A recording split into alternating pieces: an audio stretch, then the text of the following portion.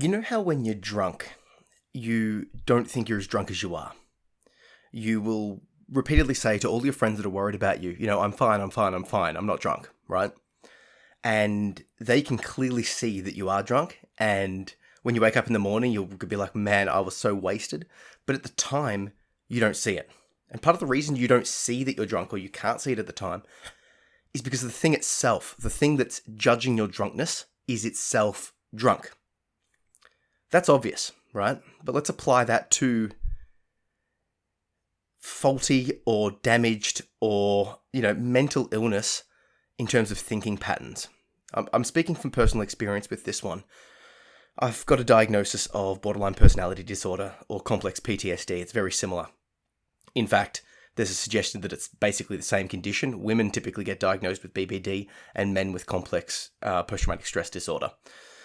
Regardless, what this does is when I'm in a bad mental state, when I'm not coping, my thinking patterns become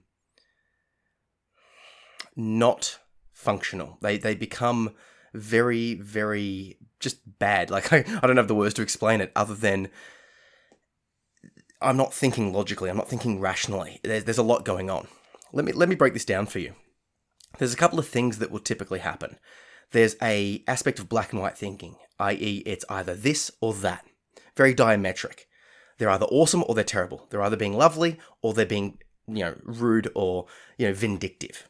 And it's very hard when I'm in that mental state to see that there's more than those two options. And the thing is me categorizing someone or something or some action into those two options isn't a fair representation, because it's like there's more than those two options, and even my ability, if it is in those two options, is not on point. Even my ability to categorize someone into one of those two options is not on point. Regardless, something is said, and I can only think in black and white terms, and I sort of not see the nuance or the differences or anything like that. There becomes an issue there. Another thing that happens is I will interpret things in the worst way possible. So take tone of voice or body language or facial expressions. Depending on how things are said or the way things are said or the context of how things are said, you can interpret things differently, right? Now that's just common. If I speak like this or put tones of different inflections, you will interpret what I'm saying a bit differently. What happens when I'm in a bad mental state is that I interpret it in the worst way possible. And this is happening simultaneously, and this is continuing to happen. So then add to that the fact that I know that I'm doing this, that I know that I'm thinking in these disturbed ways that isn't fair to the other person or fair to myself, or just isn't a true read on the reality of the situation. I know that this is happening. But if I attempt to bring it up with the person, if I attempt to talk about it, I have to start using examples and risk causing a fight or an argument, i.e. creating the disturbance that I'm trying to avoid by recognizing the problem.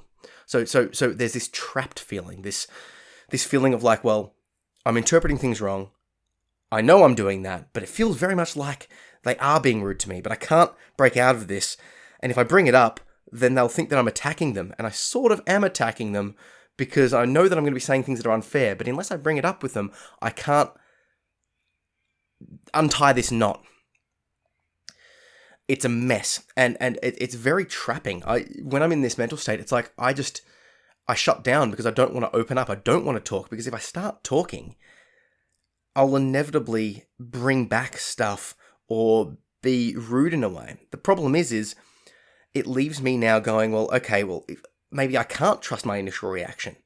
I'm thinking this person's being rude to me. I'm thinking they're being attacking to me, but I shouldn't trust it. But then if I don't trust myself, that's terribly depressing and hauntingly just wrong, because it's like, imagine not being able to trust your initial reactions or any reactions that you have. It feels very trapping. This is something that I've been battling with. I recently released a new book, and I'll talk more about it as it comes along. It's called Words on a Page, Killing My Inner Demons Through Poetry. This was an act of writing therapy, and every time I release a book like this, it unlocks a bunch of dissociation. It basically just sort of like cleans a wound off and leaves me raw. This time, the wound was cleaned and it left me feeling depressed and angry like I haven't felt for years.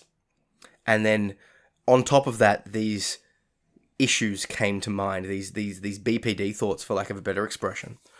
So I was left going, oh my God, I haven't felt like this in years. This is so overwhelming and the emotionality is just so strong.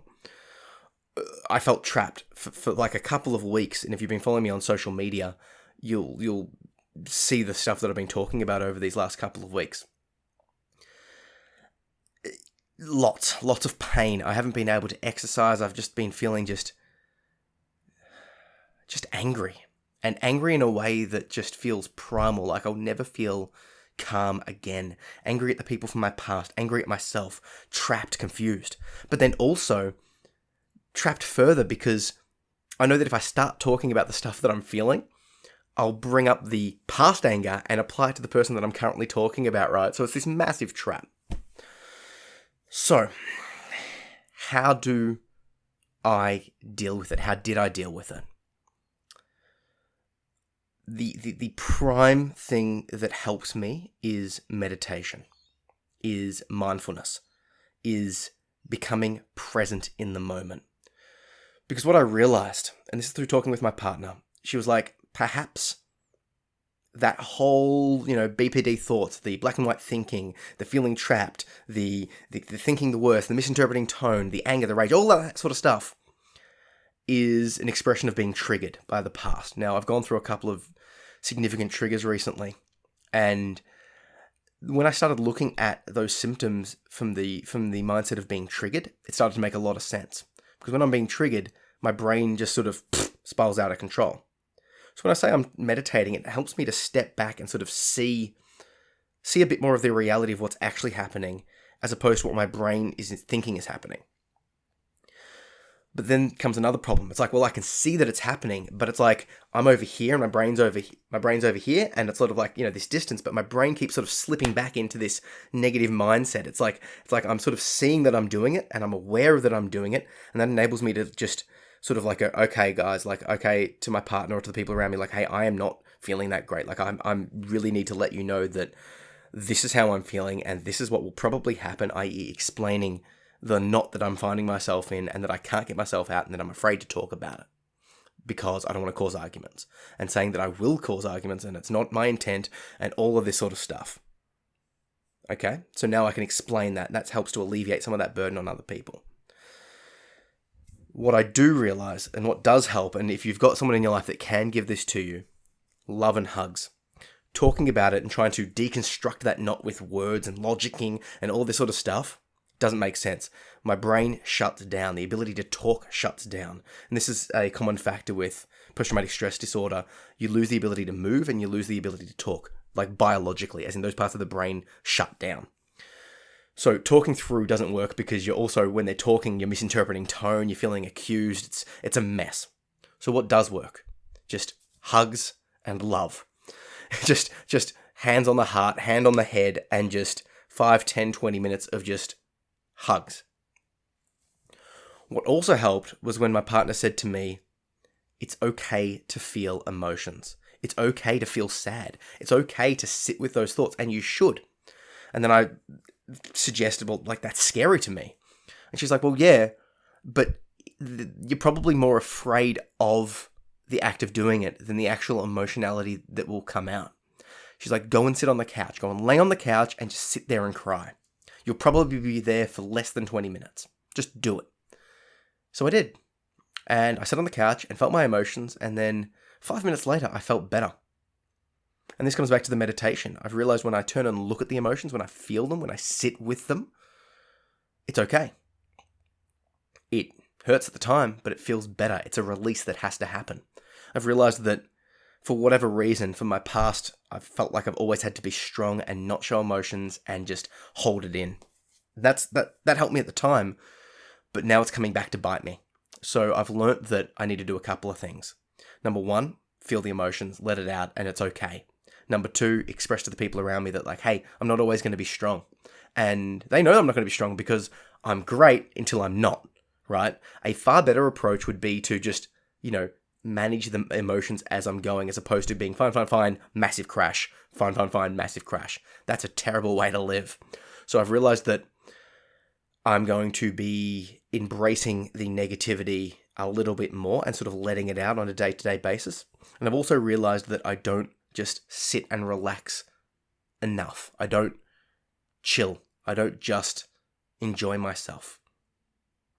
So, moving forward, I'm going to feel my emotions, chill a bit more, express to the people around me like, hey, I'm not going to be always bubbly or always on or always able to, do a bunch of work or all that sort of stuff. There will be times where I'm just going to sit and chill and giving myself permission for that. And part of the reasons why I haven't felt like I've had permission for that is because in the past I've seen, my father figures, excuse me, being quote unquote lazy or inebriated, and I've not wanted to replicate that. So I've gone the complete opposite path. Balance is key. And that's, the meditative way is finding that balance, that middle path, that middle road. And obviously just continuing the daily meditation. Every day, daily meditation, working on that and just practicing the ability to sit with my thoughts. Will this fix me? No. But I know that if I release and talk and sit with it and feel with it, the strong emotionality won't come as hard, and I will be used to dealing with it when it does come. I speak to a lot of people online about their symptomology, and I'm a part of a lot of BPD groups and other mental health groups, and I see this coming on all the time, that people just struggle. It's going to hurt to feel your emotions. It's going to hurt to be with it. It's going to be not fun because you're dealing with stuff that you've blocked off. Trust me, I get it, but there are ways around it. And on that topic, I'm not going to share a chapter of any of my books today. What I am going to let you know is that I have released a meditation mega course. This course is on Skillshare. It's 2 hours long. There's, I think, 7 guided meditations. One of them's 20 minutes long. It goes deep dive into how I meditate, mindfulness meditation, and there's a bunch of supplementary meditations in there.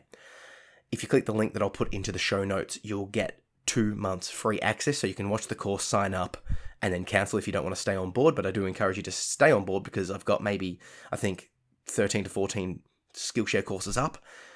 A lot of the stuff that I'm covering in the podcast in a deep dive format, so check it out. And I'm learning a bunch of stuff from, for how to write and a whole bunch of other things on there. So if you want to learn to meditate, if you think that you're struggling with the sort of the thoughts and the processes that I described in this podcast, meditation is key, because I tell you what, if I didn't have a history and practice of meditation, what I've gone through could have cost me a lot more than just a week or two of mental health. In the past, I went down the self-harm and, suicide route, and I see a lot of people going down that path. I strongly suggest that mindfulness meditation, if you can relate to these thoughts and feelings, would be for you.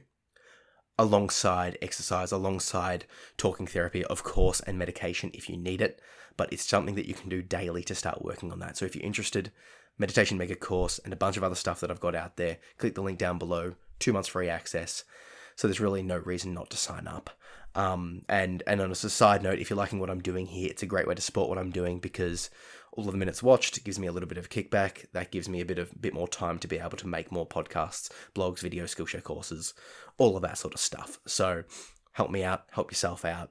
And yeah, if that's too much, or you're not interested or anything like that, or you think this course, this podcast will help you, share it with your friends, link them, share it on your social, say, hey, you've described some of these things. Is this what you're going through? Check this out, because I know that when I feel alone, when I feel like there's no one else that can understand these thoughts, that's even more crushing. But when I speak to people online or in person that have had similar thoughts to me, that are going through this sort of stuff, and I see that they're going through it and they're working through it and they've got their own path through it, it really does help. So yeah, hope you're enjoying the podcast. Hope you enjoy the Skillshare course. Click that link. Share this podcast. Catch ya.